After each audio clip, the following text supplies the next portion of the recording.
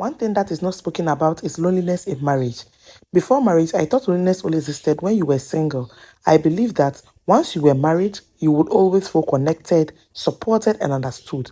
But marriage taught me something many people don't talk about. You can be married, sharing a home, sharing responsibilities, and still feel emotionally lonely. And most of the time, it doesn't always mean lack of love. Sometimes it means emotional distance. Life gets busy, especially when children, work, stress, expectations, conversations turns into logistics. Connection slowly turns into routine. And before you realize, you are present physically but distant emotionally. Marriage taught me that being married does not automatically mean feeling connected. Connections requires intention, it requires checking in, it requires effort from both sides. There were moments when I felt unseen. I had moments when my emotions had no place to land, and when silence felt heavier than words. And I learned that loneliness in marriage should not be ignored because unspoken distances grows quietly and it leads to distraction. This doesn't mean that that's the end of it.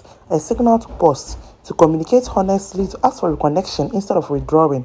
Reconnection takes humility, it takes patience, it takes choosing to try again even when it feels awkward. I know that sex alone cannot fix a broken connection. A long time I believed that as long as intimacy existed, everything else in marriage would be fine. I thought physical closeness could cover emotional distance, but marriage taught me something important. Intimacy is deeper than sex. True intimacy begins with emotional safety. It feels safe enough to express your thoughts without fear, safe enough to share your feelings without being dismissed, safe enough to be vulnerable and still feel respected. You should know that when emotional safety is missing, physical intimacy can feel empty. You may be present physically but disconnected emotionally. I also learned that intimacy grows when you feel seen and valued, not just appreciated for what you do, but valued for who you are. Intimacy fades not because love is gone, but because emotional needs are unmet, because conversations stopped, because feelings went unheard.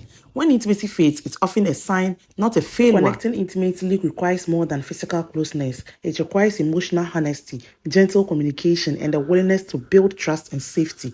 Intimacy is not just about touch, it's about connection.